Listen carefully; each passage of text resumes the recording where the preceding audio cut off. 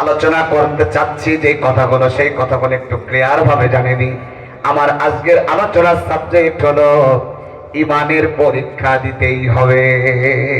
পরীক্ষা না দেওয়া পর্যন্ত আপনার কতটুকু ইমান আছে আর কতটুকু নাই এটা বুঝতে পারবেন না।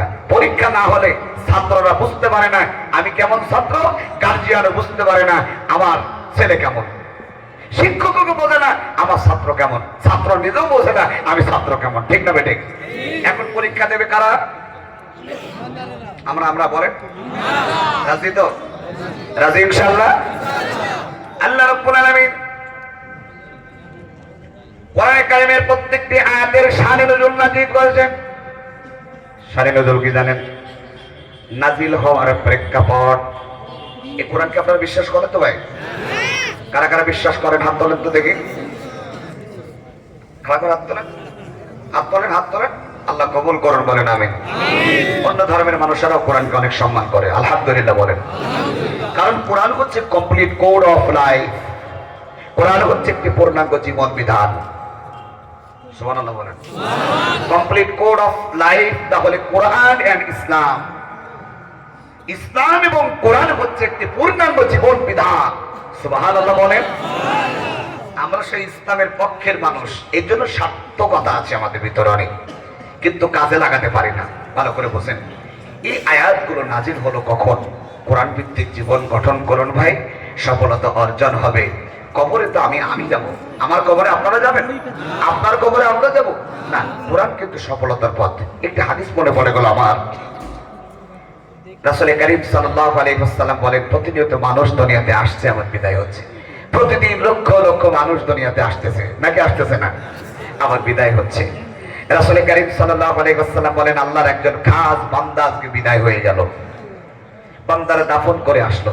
পিছন পর্যন্ত আমার কথা কি ক্লিয়ার শোনা যায়? পিছনে ভাইরা একটু হাত তুলে বলেন তো, শোনা যায়? আলহামদুলিল্লাহ। রাসূল সাল্লাল্লাহু আলাইহি ওয়াসাল্লাম বললেন, আল্লাহর একজন খাস বান্দা আজকে দুনিয়া থেকে বিদায় হয়ে গেছেন। বান্দারা দাফন করে আসলো। 3 কদম মতান্তরে 40 কদম পার হয়ে যাওয়ার পর প্রত্যেকের কবরে 2 জন করে ফেরেশতা যাবে, প্রশ্ন করবে 3টা। আমি প্রশ্ন করব আর আপনারা জবাব দেবেন। আমাদের রব কে? আল্লাহ। সবাই বলেছেন তো? আমাদের দিন কি? ইসলাম। আলহামদুলিল্লাহ। আমাদের নবীর নাম?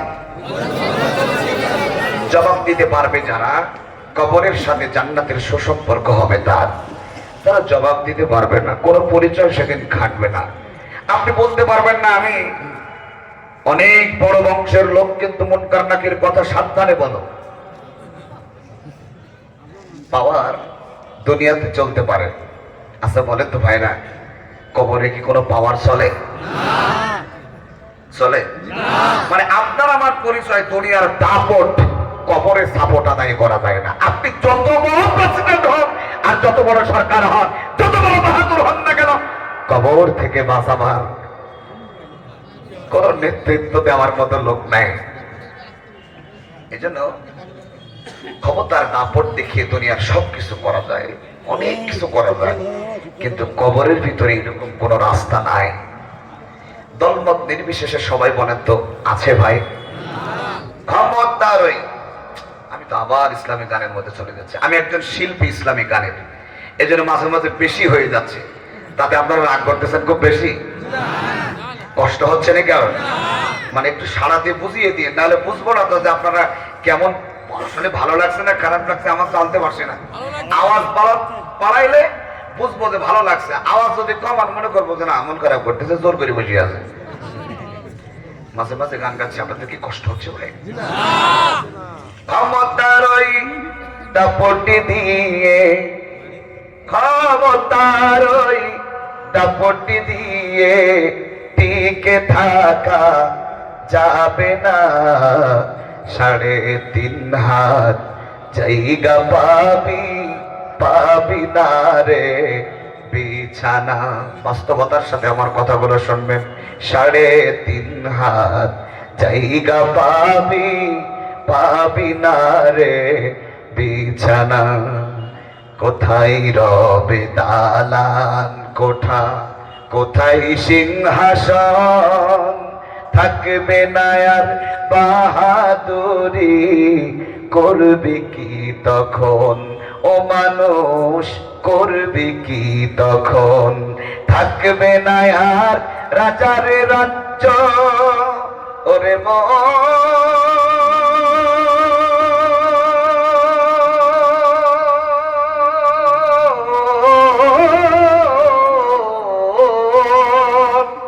থাকবে না আর রাজার রাজ্য, পুরাবে জীবন। দুই দিনের এই দুনিয়াটা শেষ হবে তখন, ছেড়ে তোমায় যেতে হবে সুন্দর ভুবন। দুটি হাত তুলে বলুন মারহাবা। ভাইরা আমার, বাবাজিরা আমার, সব তখন চলবে দুনিয়ায় বাহাদুরি, শক্তির বড়ায়, ক্ষমতার বড়ায়, দলের বড়ায়, কত কিছুই মানুষ আমরা করি ভাই। এগুলো দুনিয়ার জন্য প্রযোজ্য, আখিরাতের জন্য আমরা নিয়ে যেতে পারবো না। নাতি দাদাকে জিজ্ঞেস করছে, দাদা হাতে লাঠি কেন? জিজ্ঞেস করে না মাঝে মাঝে, দাদা হাতে লাঠি কেন? দাদা কোনো কথা বলে না, কোনো জবাব দেয় না, শুধু বলল আল্লাহ তোরে বাঁচায় রাখুক, আমার পর্যন্ত বয়স আল্লাহ তোরে দেখ, তখন বুঝবি আমার হাতে লাঠি কেন। বলেন ঠিক না বেঠি? বাহাদুরি সারা জীবন চলে না। আমার নবীজি বলেন, আল্লাহর গোলাম দুনিয়া থেকে বিদায় হয়ে গেল, বান্দারা দাফন করে আসলো, মুনকার নাকির কবরে প্রশ্ন করতে গেল, বান্দারা চলে গেল মাটি দিয়ে দাফন করে, মুনকার নাকির কবরের মধ্যে ঢুকলেন প্রশ্ন করার জন্য। ঢুকেই দেখতেছে কবরে কোনো লাশ নাই, কবর একদম ফাঁকা। আল্লাহু আকবার বলুন। মুনকার নাকির হতভম্ব হয়ে গেল, আমাদের জীবনে দিয়ে এরকম কোনো ঘটনা ঘটে নাই। শুনতেছেন তো? ওয়াজ কেমন শুরু করলাম, এটা হলো আমার আলোচনার শুরু হলো। আমি এতক্ষণ দেখছিলাম যে আপনারা আমার ওয়াজ পছন্দ করেন কিনা। কিছু লোক এখনো দাঁড়িয়ে আছেন, চিন্তা ভাবনা করতেছেন, দেখি আর একটু দেখি, যদি ভালো লাগে থাকবো, না হলে ভাগবো। আছেন এরকম? এখানে তো বসার জায়গা আর নাই তো, আগামীতে আসলে এরকম জায়গা দেবেন, এর চাইতে আরো 3-4টা ডবল জায়গা করবেন। মা বোনের আপনাদের মধ্যেও মানুষ আসছে না, মেহেরবানি করে একটু এগিয়ে আসেন। ভাইরা আমার, বাবাজিরা আমার, কষ্ট বেশি হয়? আমার আওয়াজ কি খারাপ লাগতেছে? খারাপ লাগলে আওয়াজ কমাবেন, ভালো লাগলে আওয়াজ বাড়াবেন। এখন কোনটা করবেন, আওয়াজ কমাবেন না বাড়াবেন? বাড়িয়ে বলেন সুবহানাল্লাহ। ওরে আল্লাহ, মনে হলো সত্যি আমার দেশে আছে। আল্লাহ আপনাদের হায়াতকে দারাজ করুন, জোরে বলেন আমিন। কবরের ভিতরে লাশ নাই, কবর একেবারে ফাঁকা। আল্লাহর দরবারে চলে গেলেন মুনকার নাকির, গিয়ে বললেন রব্বুল আলামিন, আমাদের জীবনে এরকম ঘটনা কোনোদিন ঘটে নাই। আমার আল্লাহ তাআলা বলল, কি হয়েছে? রব্বুল আলামিন, তোমার বান্দা, তোমার বান্দারা বান্দাকে দাফন করে গেল, আমার আল্লাহ সব অবগত। এরপরে প্রশ্ন করলো, লাশ খুঁজে পেলাম না। আমার আল্লাহ তাআলা মুনকার নাকিরকে বলল, এবার যাও। এবার কবরে গিয়ে দেখতেছে কবর ফাঁকা নাই, কিন্তু লাশ নাই। কবর জোড়ে বিশাল বড় একটা পাখি শুয়ে আছে। আমার ভাইরা, এ পাখি কোথ থেকে আসলো, আর আল্লাহর গোলাম কবর থেকে কোথায় চলে গেল? মুনকার নাকিরের সাথে কি কথোপকথন হবে পাখির? আমার বলার ইচ্ছা আছে, আপনাদের শোনার ইচ্ছা কি আছে? ইনশাআল্লাহ যেন আমাদের তৌফিক দেয়। আপনি যদি চলে যান, আপনি আর শুনতে পাবেন না। বসে থাকেন, বলবো আমাদের ওয়াজ আপনারা শুনবেন আর বাড়ি চলে যাবেন, তা হয়? একটু বসেন, পরে হবে, অন্তত পালিয়ে যেন না যায়। ভাই আমার, বাবাজিরা আমার, লক্ষ্য করুন, আলোচনা কবরের পাখি এখানে রাখলাম। এই কবরের পাখির কথা বলার পিছনে কারণ হলো, সফলতা হলো কোরআন। আমার ওয়াজটা শুধু আপনারা মনে করাই দেবেন, কোরআন আমার হাতে। এই ওয়াজটা আমি করেই যাব, আমি আলোচনা কোথাও রেখে যাওয়ার চেষ্টা করি না। তবে আপনারা যদি থাকেন, ইনশাআল্লাহ আমি আলোচনা করব। থাকবেন ইনশাআল্লাহ? কারা কারা চলে যাবেন হাত তোলেন। আপনারা চালাক আমি জানতাম, কিন্তু এত চালাক এটা আমি জানতাম না। জবান করে জিকির করেন, লা ইলাহা ইল্লাল্লাহ,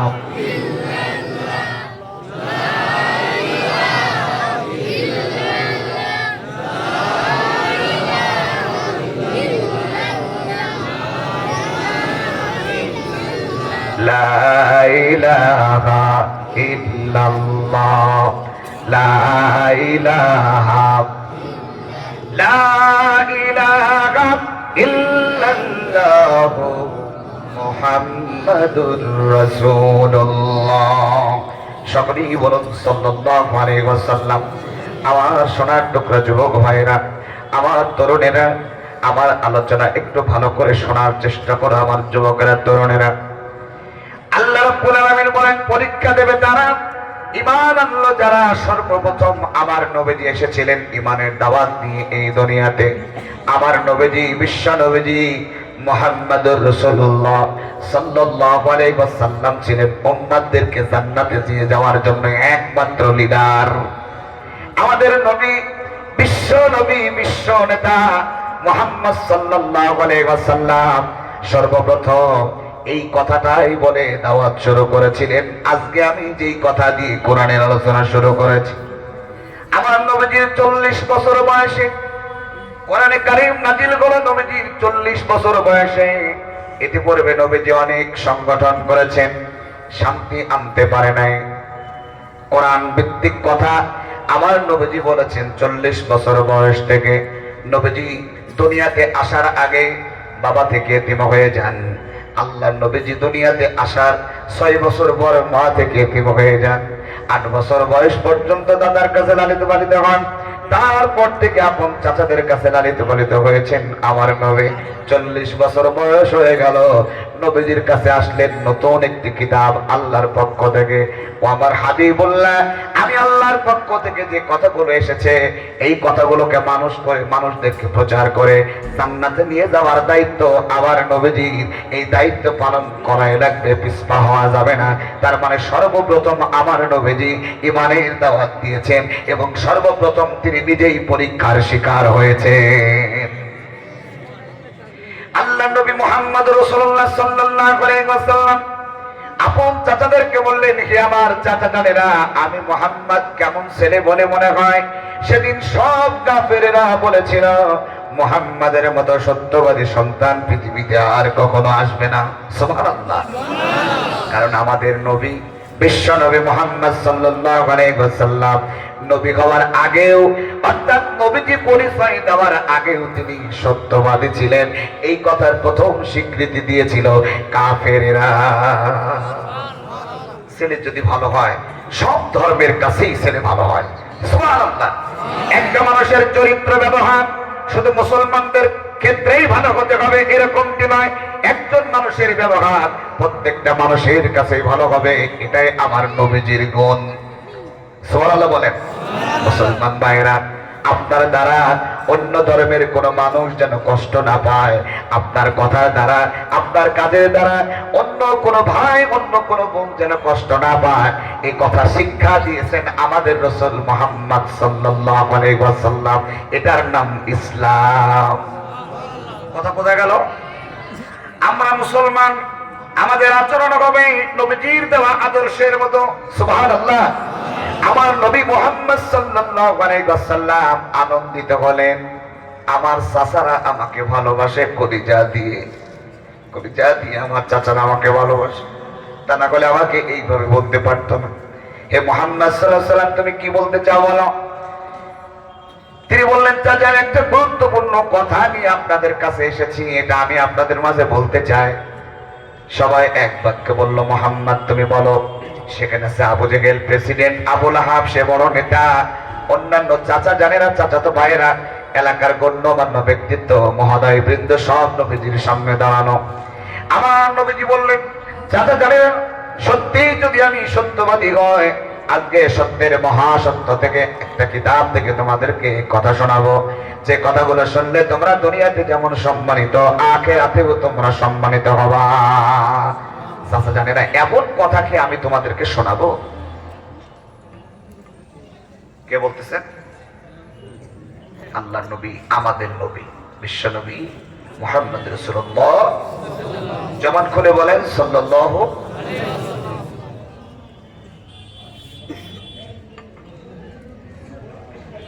তিনি বললেন, চাচা জানেরা, আমি মুহাম্মদ সাল্লাল্লাহু আলাইহি ওয়াসাল্লাম যদি সত্যিই ভালো মানুষ হই, সত্য কথা বলি, আজকে আমার সত্যের মহাসত্যের বাণীটা তোমাদেরকে শুনতে হবে। সবাই এক বাক্যে বললো অবশ্যই শুনবো। কেন শুনবো না? কারণ আমাদের মুহাম্মদ সাল্লাল্লাহু আলাইহি সাল্লাম আমাদের জন্য যা করেছেন, যা বলেছেন সেটা কখনো মিথ্যা হয়নি। এমন নেতার দরকার আছে না নাই? তিনি হচ্ছেন আমাদের নেতা, নেতাদের নেতা, বিশ্ব নবী মুহাম্মদ রাসূলুল্লাহ সাল্লাল্লাহু আলাইহি ওয়াসাল্লাম। হে প্রিয়, হে নেতা, হে রাসূল, তোমারই মতো নেতা পেতে দুনিয়ায় আকুল। হে প্রিয়, হে নেতা, হে রাসূল, জীবনে কখনো তুমি মিথ্যা বলোনি, তাই তো তোমায় পেতে কাঁদে আজ ধরণী। তোমারই মতো নেতা পেলে ও গফুর শোকেরি গোলাপ জামে দিব কুল। হে প্রিয়, হে নেতা, হে রাসূল। নারায়ে তাকবীর, নারায়ে তাকবীর। আমার নেতা, তোমার নেতা বিশ্বনবী মুস্তাফা। আমার নেতা, তোমার নেতা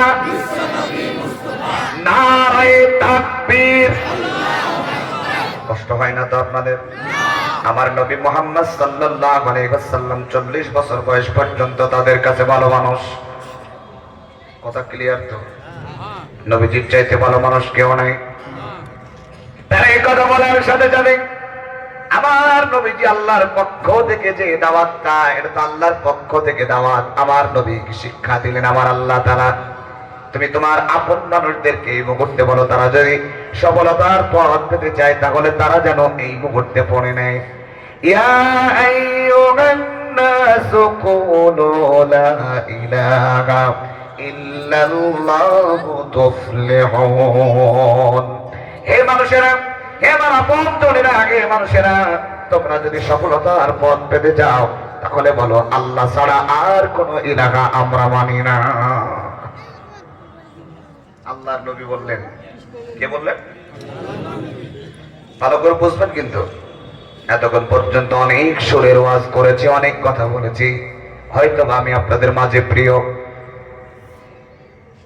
কিন্তু আমার নবীজির চাইতে প্রিয় পৃথিবীর কেউ নয়। সুবহানাল্লাহ বলবেন না? সেই নবীজি প্রিয় ব্যক্তিত্ব, সেই নবীজি বললেন তোমরা বলো লা ইলাহা ইল্লাল্লাহু মুহাম্মাদুর রাসূলুল্লাহ সাল্লাল্লাহু আলাইহি ওয়াসাল্লাম। এই দাওয়াত দেওয়ার সাথে সাথে আপন চাচা আবু লাহাব এমন পরিমাণে নবীর প্রতি খেপে গেল, রেগে গেল, পায়ের তল থেকে একটা পাথর তুললো আর বলল তাব্বান লাকা লিহাযা জামাতানা ইয়া মুহাম্মাদ। ওলামায়ে কিরাম আমার পাশে। সেদিন আবু জেহেল বলেছিল এত কথা থাকতে এই কথা তোর বলার কি দরকার? আল্লাহ নবীর প্রতি রেগে গেল, খেপে গেল আর আল্লাহর কাছে বদদুয়া করলো মুহাম্মদকে তুমি ধ্বংস করে দাও। চিন্তা করে দেখুন তো আমার দিনী ভাইরা, আমার নবীজির বিরুদ্ধে বদদুয়া করতেছেন, আল্লাহর কাছে কার গ্রহণযোগ্যতা আল্লাহর কাছে বেশি? আবু লাহাবের। কথা বলেন না কেন ভাই? কার গুরুত্ব বেশি? শুনে রাখুন ভাইরা আমার, আমার আল্লাহ তাআলার জন্য সব নবীরা পাগল, সব মানুষ পাগল, গোটা দুনিয়া পাগল, আর আমার আল্লাহ নিজে নবীর প্রতি পাগল। সুবহানাল্লাহ জোরে কান। আমরাও নবীর জন্য পাগল। আমি নবীজির পাগল, আমি মদিনার পাগল, আমি নবীজির পাগল, আমি মদিনার পাগল। মদিনার তুলবানি মোর, মদিনার তুলবানি মোর নয়নের কাজল। আমি মদিনার পাগল, আমি নবীজির পাগল, আমি মদিনার পাগল। আপনারা বলেন না তাই তো? শুধু শোনেন, আমি আপনাদেরকে বলিয়েই ছাড়বো। বলেন, এই দুটো কথা বলবেন, সব হবে। বলা যাবে না? সবাই আমি মদিনার পাগল, আমি নবীজির পাগল, আমি মদিনার পাগল, আমি আমার মনে নবী নবী, তুই চোখে মদিনার ছবি। আমার মনে নবী নবী, তুই চোখে মদিনার ছবি। আমার মনে নবী নবী,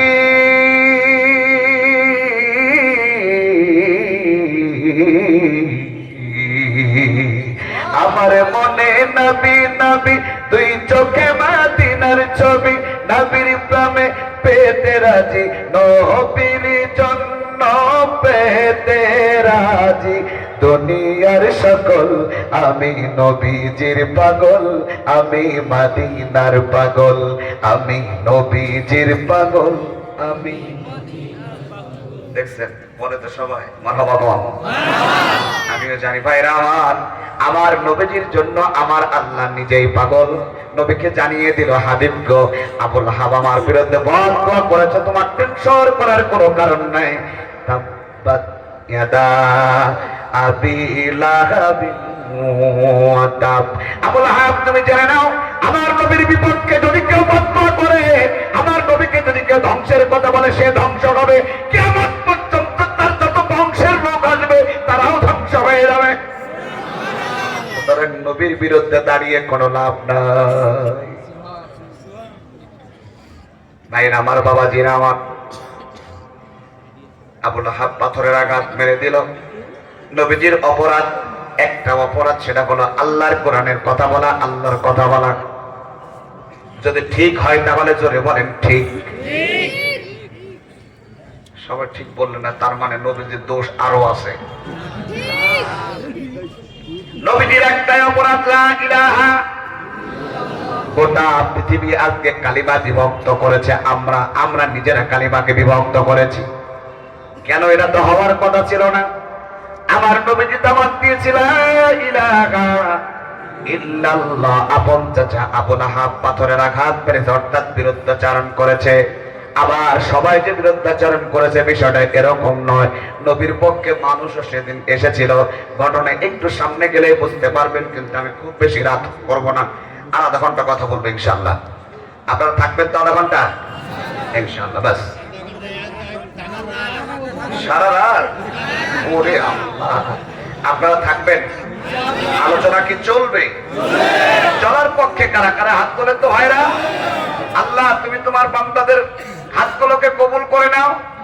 সবাই হাত তোলেন, দেখ মানে কবুল করার আগে হাত নেমে গেছে। আল্লাহ তুমি কবুল করে নাও, তোরে বলেন আমিন। যখন বলবেন চলবে না তখন শেষ করে দেব।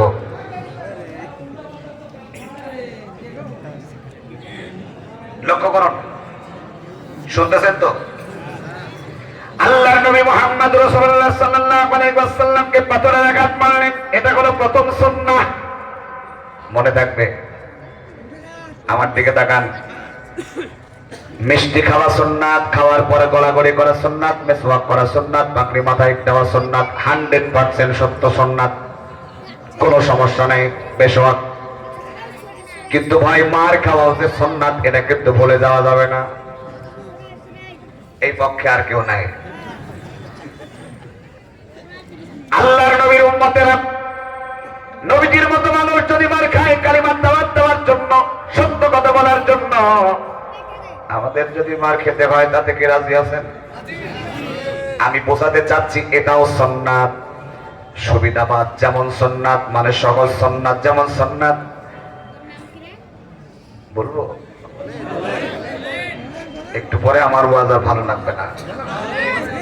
আমার নবীজি মুহাম্মদ সাল্লাল্লাহু আলাইহি ওয়াসাল্লামের মতো মানুষ, নবীর মতো মানুষ যদি মার খায়, নবীর উম্মতেরা মার খাবে, আপত্তি করা যাবে না। এটার নাম পরীক্ষা।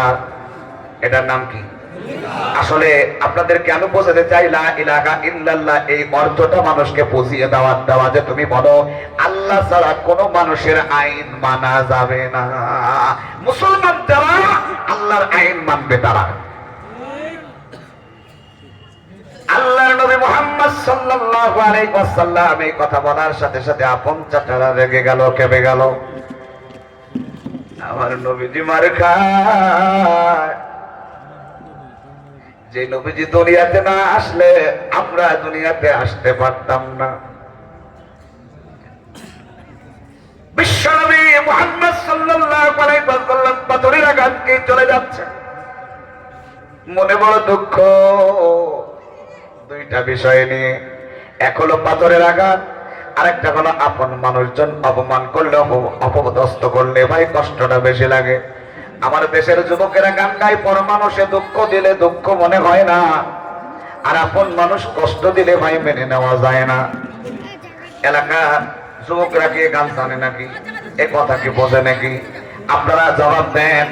নিজের চেনাশোনা মানুষ কষ্ট দিলে কষ্টটা বেশি লাগে। কোথায়?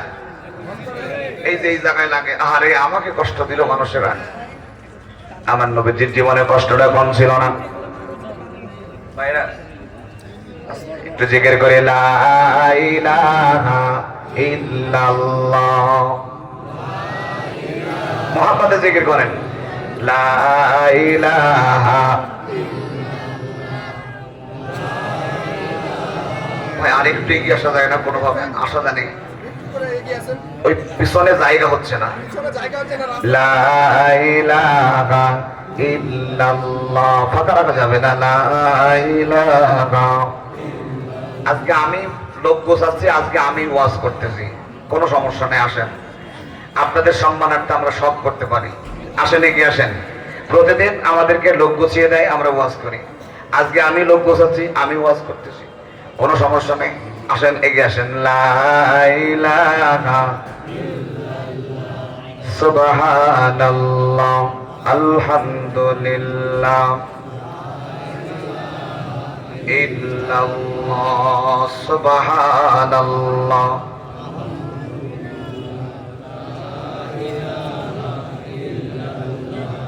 লা ইলাহা ইল্লাল্লাহ মুহাম্মাদুর রাসূলুল্লাহ। আল্লাহুম্মা সাল্লি আলা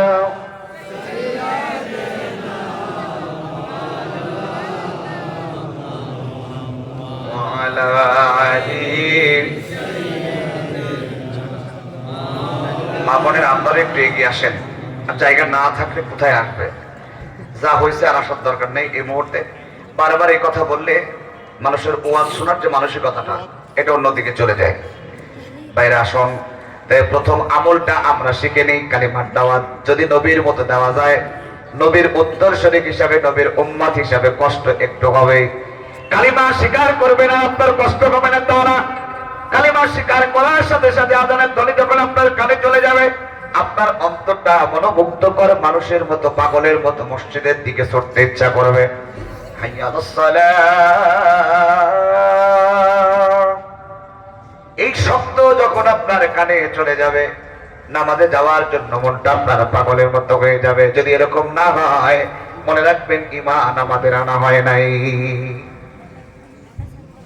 কেমন করে ঘুমাও তুমি ফজর করে কাজা, এমন তো হতে পারে জোহরি জানাজা। বলবো এক কলি, কষ্ট হয় না তো?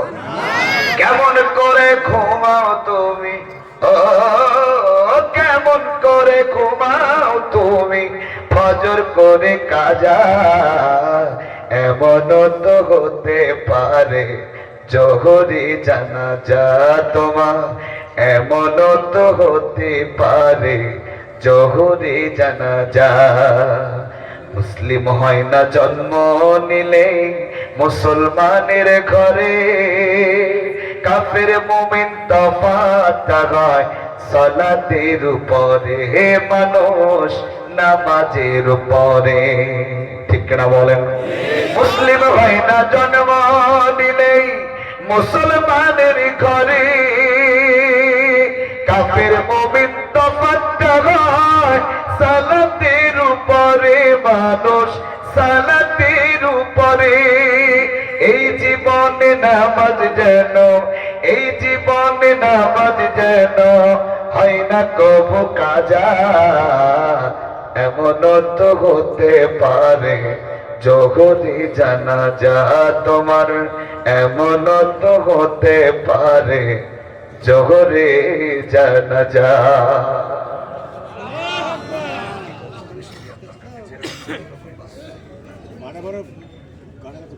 মারহাবা বলবেন না? ও আমি বলে দেওয়ার পর বলবেন তাই তো? এটা তো আমার জানা ছিল না। আর কতবার বলবো? নামাজে আসা যাবে? এই কজন বাদ বাকি সব ওয়াজ শোনার জন্য এসছে। তাকে দিচ্ছেন আমাদের জন্য আল্লাহর ভাষা, নামাজ পড়াই লাগবে। মুসলমানদের জন্য সর্বপ্রথম পরীক্ষা হচ্ছে ওযু করে মসজিদে যাওয়া। পারা যাবে না ভাই? বলেন ইনশাআল্লাহ। নামাজ যদি পড়তে হয় আগের কাজও আছে। যাক আমি আরেকটু সামনের দিকে যাই। তাহলে প্রথম পরীক্ষা হচ্ছে নবীজির সত্য কথা বলা, সত্যের পথে টিকে থাকা। আর আমাদের জন্য এই মুহূর্তে যেহেতু আমাদের অত কষ্ট করে কালেমা গ্রহণ করা লাগেনি, আমরা অতি সহজেই নবীর উম্মত হতে পেরেছি। এখন আমাদের কাজ হলো 5 ওয়াক্ত নামাজ মসজিদে জামাতের সাথে পড়বো। বলুন ইনশাআল্লাহ। আবু জেহেল আবু লাহাব চিন্তা করলো না না না, মুহাম্মদকে কালেমার দাওয়াত দিতে দেওয়া যাবে না। কেন? মুহাম্মদ যদি কালেমার দাওয়াত দেয় তাহলে আমাদের দলে কোনো লোক থাকবে না। সুবহানাল্লাহ বলবেন না? আমরা তো সেই ধর্মের মানুষ, সত্য ধর্মের মানুষ, ইসলাম ধর্ম যার নাম। আলহামদুলিল্লাহ বলেন। আমার ভালো লাগছে আপনাদের মাঝে এসে কথা বলছি। আমাদের দেশ 95% মুসলমান। ভারতের বুকেও আমাদের 32 কোটির উপরে মুসলমান। সুবহানাল্লাহ বলেন। আপনারা আমাদের কলিজা। মনে রাখবেন, মুসলমান এক প্রান্ত থেকে আরেক প্রান্তে থাকবে। তাদের মনের টান, দিলের টান, ইমানের টানে তাদের ভালোবাসা থাকবে। আল্লাহ যেন আমাদেরকে কবুল করেন। জোরে বলেন আমিন। আমার নবীজিকে সর্বপ্রথম কষ্ট দিল কারা? আপন মানুষেরা। চাচা জানেন, আপন মানুষেরা কষ্ট দিলে কষ্ট বেশি লাগে কি লাগে না? আমার নবীকে বলা হলো আজকের পর থেকে খবরদার মুহাম্মদ তুই তেলাওয়াত করবে না। এই সাইডে খুব বেশি কথা হচ্ছে, আমি অনুরোধ করছি ভাইরা আপনারা কথা বলবেন না, কথা বললে ওয়াজ হবে না। আল্লাহ নবীজির তেলাওয়াত তারা বন্ধ করে দিল। নবী দিয়ে বলেন, আপনারা বলেন আল্লাহ নবীকে যদি নিষেধ করে তেলাওয়াত করা যাবে না, আমার নবীকে ওদের ইচ্ছা মতো চলবে না, আল্লাহর ইচ্ছা মতো চলবেন। আমার নবীজি গভীর রজনীতে তেলাওয়াত শুরু করে দিলেন। নবীজির তেলাওয়াত কেমন লাগবে আপনাদের কি মনে হয়?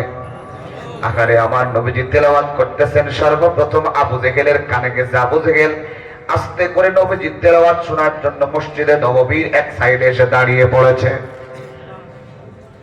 আবু লাহাবের কানে গেছে, আবু লাহাব চলে এসেছে। ওয়ালিদ ইবনে মুগীরা অন্যান্য কাফেররা যাদের কানে চলে গেছে, সবাই মসজিদের চারি সাইডে দাঁড়িয়ে গেছে, কিন্তু কেউ কাউকে দেখতেও পায় না। তেলাওয়াত শোনার জন্য দাঁড়িয়ে গেছে নবীজির মুখে তেলাওয়াত। তেলাওয়াত শুনতে শুনতে শুনতে একেবারে সকাল হয়ে যাবে বাপ, এমন একটি মুহূর্ত।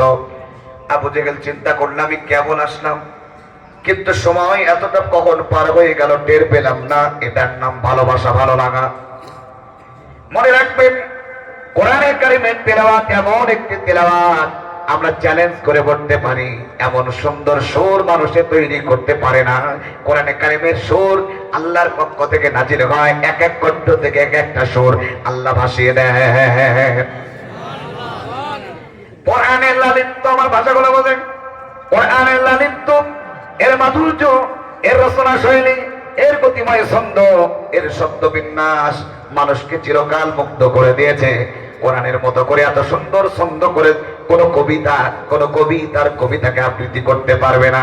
কোরআনে কারিমকে আল্লাহ রাব্বুল আলামিন কবিতার ছন্দের মতো নয়, তার চাইতে অধিকত সুন্দর করে আমার আল্লাহ তাআলা কোরআনে কারিমকে নাজিল করেছে। আমার দিকে তাকান, সূরাতুল ফাতিহা তো আপনারা জানেন, আলহামদুলিল্লাহি রাব্বিল আলামিন, তিন আলিফ টান, আর রহমানির রহিম, মালিকি ইয়াউমিদ্দিন। প্রত্যেকটি আয়াতের শেষে 3 আলিফ করে টেনে আমার আল্লাহ মিলিয়ে দিলেন। সুবহানাল্লাহ বলেন। ভালো করে বলছেন আপনারা তেলাওয়াত। আল্লাহ রাব্বুল আলামিন অপর একটি সূরাতে কত সুন্দর কি বলছে দেখেন, ইযাস সামাউ ফাতারাত ওয়া ইযাল কাওয়াকিবু ইনতাসারাত ওয়া ইযাল বিহারু ফুজ্জিরাত ওয়া ইযাল কুবুরু বু'সিরাত আলিমাত নাফসুম মা কদ্দামাত ওয়া আখারাত। প্রত্যেকটি আয়াতের শেষে তায়ের সাকিন দিয়ে আমার আল্লাহ শেষ করলেন। সুবহানাল্লাহ। সূরাতুল কাউসার দেখেন, ইন্না আ'তাইনাকাল কাউসার রা ফাসাল্লি লিরাব্বিকা ওয়ানহার রা ইন্না শানিআকা হুয়াল আবতার। রাদিয়াল্লাহু রাব্বুল আলামিন সুন্দর করে মিলিয়ে দিলেন। এমন একখানা কিতাব আল্লাহ তাআলা দিলেন, বান্দারা এক এক কণ্ঠে তেলাওয়াত করবে, কারোরটা কারোর সাথে মিলবে না। বলে দিই, তারপরে বলবেন তাই চাচা বলেন সুবহানাল্লাহ। খুব ভালো মানুষ আপনারা। আর একটা জিনিস বোঝে আপনাদেরকে, দেখেন মুয়াজ্জিন সাহেব আযান দেয় না, তাই তো? শব্দ একই শব্দে সব মুয়াজ্জিন আযান দেয়, আল্লাহু আকবার আল্লাহু আকবার। আল্লাহ তাআলা আমাকে যতটুকু কণ্ঠ দিয়েছে আমি আমার অভিজ্ঞতার উপরে বলি, আমি যদি সুর একটুখানি চেঞ্জ করি, এক একটা সুরে এক একটা আযান দেওয়া সম্ভব। আলহামদুলিল্লাহ। আপনি যদি মদিনার আযান শোনেন, কণ্ঠ একটু ভাঁজ করলে মদিনার আযান চলে আসবে, মক্কার আযান চলে আসবে। কণ্ঠের ভাঁজ, এক এক কণ্ঠ দিকে এক একটা আযানের ভাঁজ দেন, দেখেন কারোর সাথে কারোর মিলবে না। আল্লাহর কসম কখনো খারাপ লাগে না। গ্রামের মুয়াজ্জিন আযান দিচ্ছে, আল্লাহু আকবার আল্লাহু আকবার আল্লাহু আকবার আল্লাহু আকবার। আপনি এখান থেকে আর একটু শহরে যান, যেখানে মুয়াজ্জিন গুলো বাছাই করে নেয়, ঠিক না? আমাদের বাংলাদেশে একটা জাতীয় মসজিদ আছে বাইতুল মুকাররম, সেখানকার মুয়াজ্জিন সাহেব আযান দেবে, যেহেতু বেছে বেছে নেওয়া আর একটু ভালো হবে, তিনি আযান দিচ্ছেন আল্লাহু আকবার আল্লাহু আকবার আল্লাহু আকবার আল্লাহু আকবার। আপনি যদি মক্কায় যান, সেখানকার সুর অন্যরকম হয়ে যাবে, ঠিক না? আল্লাহু আকবার আল্লাহু আকবার আল্লাহু আকবার আল্লাহু আকবার। তালি নয়, মারহাবা মারহাবা দেন। আপনি যদি মদিনায় যান, আল্লাহ যেন আপনাদেরকে আমাদেরকে নিয়ে যাওয়ার তৌফিক দান করেন। আমিন বলেন। যাওয়ার ইচ্ছা জাগে না? দেখেন মদিনায় যাবেন, সুর আলাদা। আল্লাহু আকবার আল্লাহু আকবার আল্লাহু আকবার আল্লাহু আকবার আল্লাহু আকবার বলেন। মানে আমি আপনাদেরকে বোঝাতে চাচ্ছি, আযানের শব্দটা একই, কিন্তু সুর আলাদা করে দিলেন আমার আল্লাহ তাআলা, কারোরটাই খারাপ লাগে না। সুবহানাল্লাহ জোরে কর। এত সুন্দর জিনিস আপনি কোন ধর্মে পাবেন? এরপরেও আমরা আমাদের ধর্ম নিয়ে ভাবি না, সময় নেই নামাজ পড়া, ব্যস্ততা। আল্লাহ যদি বলে চলে আয়, সব ব্যস্ততা যেখানে ছিল ওখানেই থাকবে। দুদিনের দুনিয়ায় পেয়েছি হাই ক্ষণিকের ঠাই, দুদিনের দুনিয়ায় পেয়েছি হাই ক্ষণিকের ঠাই। দিনে দিনে আয়ু কমে যায়, দিনে দিনে আয়ু কমে যায়, মরণের ডাক শুনিতে পাই। মারহাবা গো। আসেন না আমরা সবাই নামাজের দিকে যাই, পারা যাবে ভাই? একটু নিয়ত করেন, আমাদের মাহফিল সফলতা হবে তখন, আপনারা ওয়াদাবদ্ধ হবেন যখন। আল্লাহ যেন তৌফিক দান করে। জবান খুলে দুটি হাত তুলে বলুন আল্লাহুম্মা আমিন। সামনের দিকে অগ্রসর হচ্ছে না, শেষ করে দিই। থাকবেন? আমি কি আর 2-10 মিনিট যদি কথা বলতে গিয়ে বেড়ে যায় তাহলে আপনারা কষ্ট পাবেন না তো? চাচাজি কষ্ট হচ্ছে না তো বাবজি? আলহামদুলিল্লাহ বলেন আলহামদুলিল্লাহ। কেবল 1.5 ঘন্টা হলো।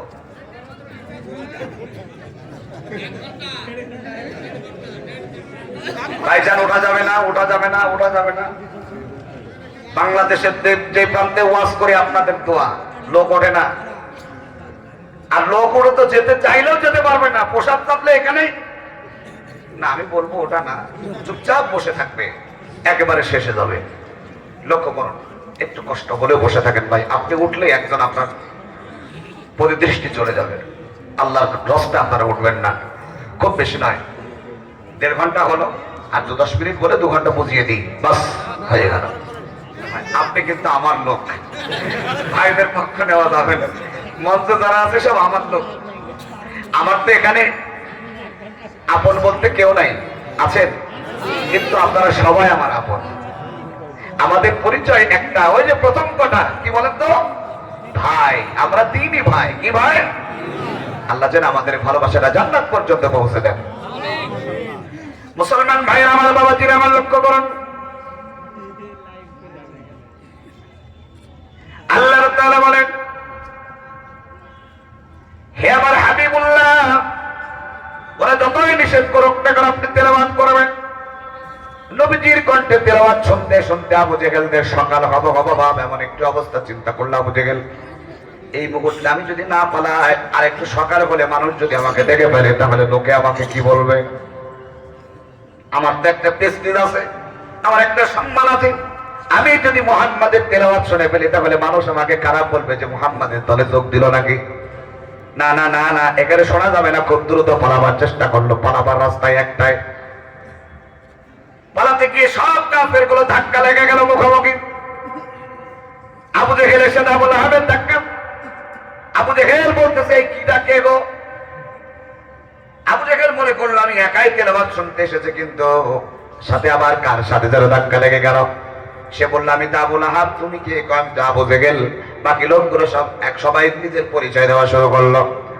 আবু জেহেল বলল, আবু লাহাব, আমরাই যদি মুহাম্মাদের জন্য পাগল হয়ে যায়, আমাদের দলের একটা লোক আর টাকাও যাবে না, সব মুহাম্মাদের দলে যোগ দিয়ে দেবে। আগামীকাল থেকে আমরা আর কেউ মুহাম্মাদের তেলাওয়াত শুনতে আসবো না। নিয়ত করলো পাক্কা। কিন্তু গভীর রজনীতে নবীজি যখন তেলাওয়াত করতেছে, আহারে আহা, একটু ভাবেন তো ভাই, চোখ বুঝেন, চোখ বুঝে একটু চিন্তা ভাবনা করেন। নবীজির তেলাওয়াত শুনছি আমরা, নবীর পিছনে নামাজ পড়ছি আমরা, বেলালের আযান শুনছি আমরা। যদি এরকম অবস্থা আমরা পেতাম, জীবন ধন্য হতো না? দু নয়নে রাসূল পাক দেখিলে কেমন হতো, জন্ম আমার নবীর যুগে হলে কেমন হতো। আসতো বেশে হযরতে বেলালের মধুর আযান, যে আযানে ছিল এমন প্রেম মুগ্ধ রহমান, দয়াল নবীর পিছে নামাজ পড়লে কেমন হতো। আলহামদুলিল্লাহ, নবীর উম্মত হয়ে বেঁচে আছে, বলেন আলহামদুলিল্লাহ। কিছু দরকার নাই আর, শুধু আল্লাহর ইবাদত করবেন, বাদ বাকি সময়টা দুনিয়ার জন্য কাজ করবেন। আর কিচ্ছু লাগবে না, কিচ্ছুর প্রয়োজন হবে না। এ দুনিয়া কার জন্য করছেন? দুনিয়ার কারোর জন্য কিছু করে লাভ নাই।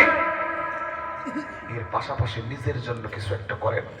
নিজের স্বার্থ নাকি কুত্তাতে বোঝে, শুধু আমরা মানুষ বুঝি না। আমরা মানুষ আমাদের স্বার্থ বুঝি না। যদি বুঝতাম, নিজের জন্য, নিজে বাঁচার জন্য কিছু করতাম। কার জন্য করছি ভাই? করে কোনো লাভ নাই। আজকে যদি আমি এখন মারা যাই, আমরা যদি এখন মারা যাই, সকাল পর্যন্ত রাখবেন এই নিষ্ঠুর মানুষগুলো, রাতের মধ্যেই দাফন করে দেন।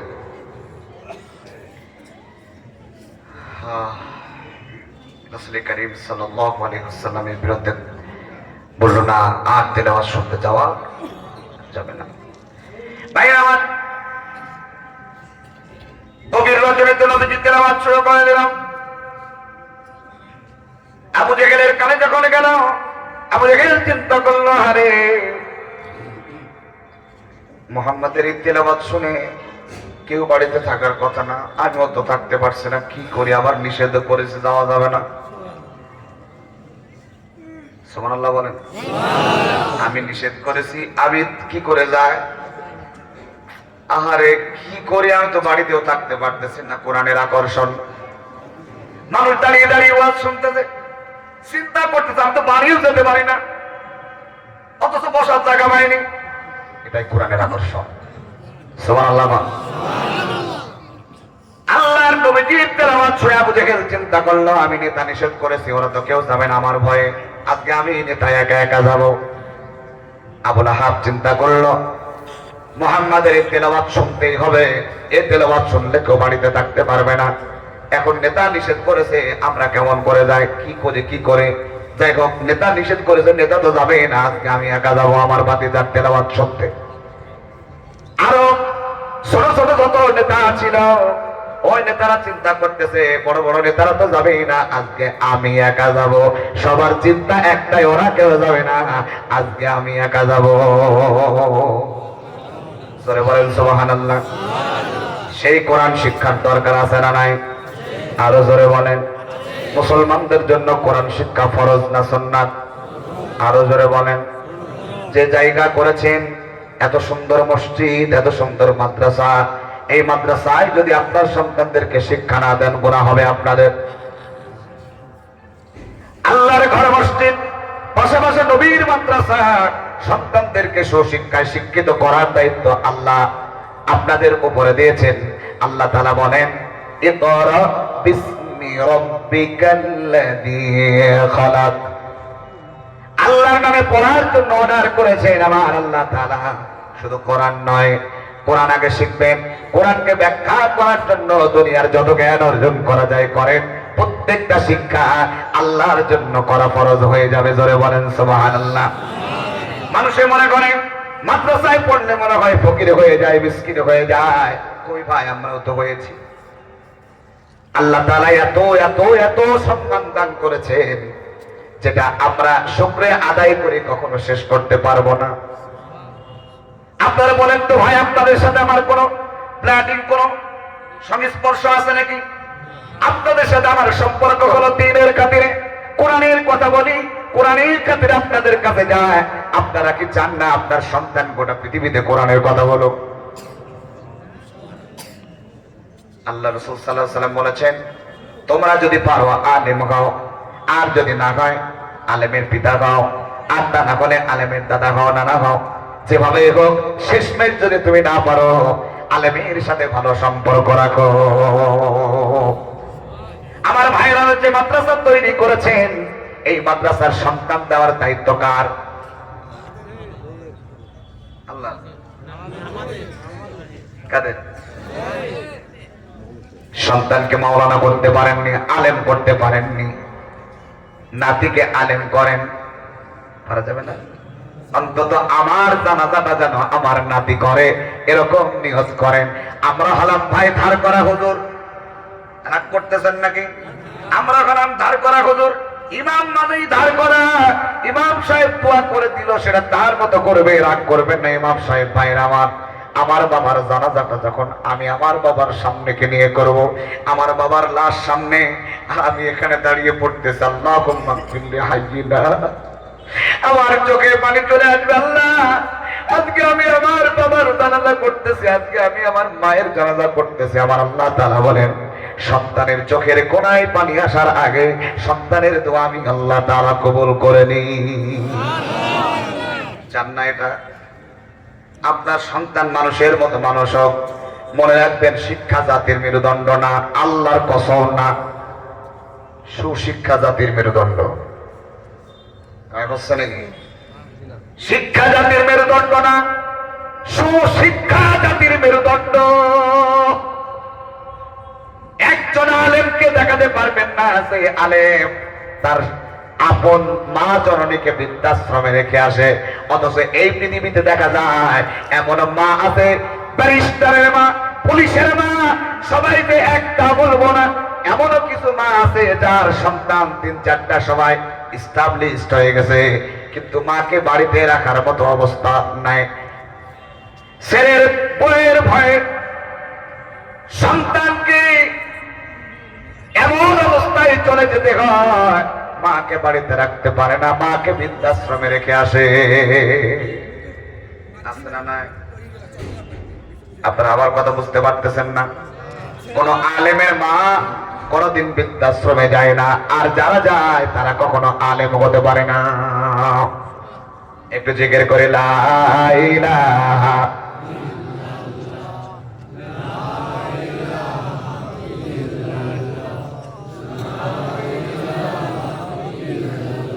কষ্ট হচ্ছে ভাই? কোন আলেমের মা কখনো বৃদ্ধাশ্রমে যায় না, কিন্তু ইতিহাসে দেখা যায় অনেক মানুষ কোটি কোটি টাকার মালিক কিন্তু বাড়িতে মাকে রাখতে পারে নাই। আছে না নাই? কিসের অভাব? কিসের অভাব? শিক্ষার অভাব। আজকে আপনার অট্টালিকা বাড়ি হয়, মায়ের জন্য একটা রুম হয় না। কষ্ট হচ্ছে।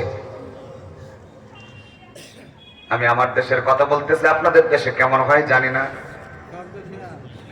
বিশাল অট্টালিকার মালিক, কিন্তু মায়ের জন্য মায়ের রুম হিসাবে এটা আমার মা এই রুমে থাকবে এরকম নিয়ত করে রাখে না, মাকে রাখতে পারে না, মাকে বৃদ্ধাশ্রমে রাখে, মাকে কষ্ট দেয়, এমন মানুষ আছে না নাই?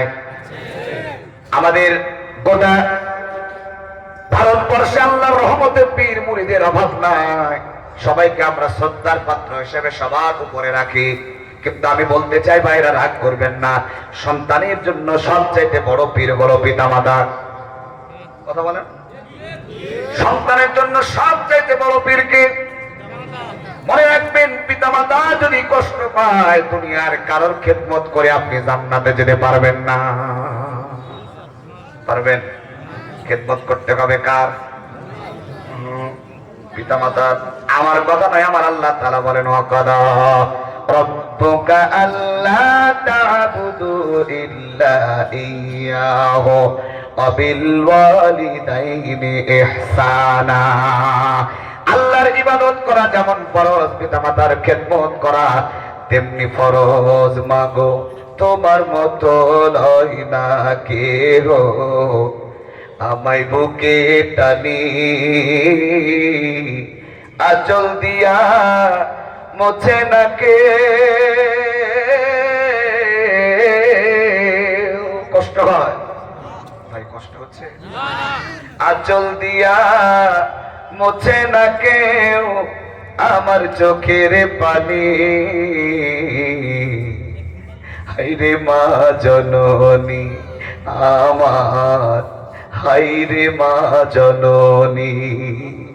আমি অনুরোধ করে যাই, ভাই হাত দিয়ে বলে যায়, পিতামাতা যার বেঁচে আছে খেদমত করে, জান্নাত যদি দুনিয়াতে পেতে চান, নবীজি বলেন হুমা জান্নাতুকা ওয়া নারুকা।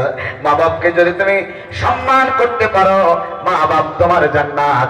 আর মা বাপকে যদি অসম্মান করে ফেলো, মা বাবার জন্য তুমি জাহান্নামে চলে যাবা। পিতামাতা বেঁচে আছে কার? হাত তুলে দেখান তো দেখি। মা অথবা আব্বা বেঁচে আছে, আল্লাহর কাছে দোয়া করছে দুইজনের একজন অথবা দুইজন যাদের বেঁচে আছে, আল্লাহ হায়াতকে দারাজ করুন। মাও নাই বাবাও নাই এমন কোন ব্যক্তি আছেন নাকি আমার সামনে? কারা কারা একটু দেখান দি, মাও নাই বাবাও নাই, দুইজনের একজনও নাই। আহারে, হাত নামান, হাত নামান। পৃথিবীতে নিঃস্বার্থ ভালোবাসা দেয় এমন পৃথিবীতে কয়জন মানুষ আছে জানেন?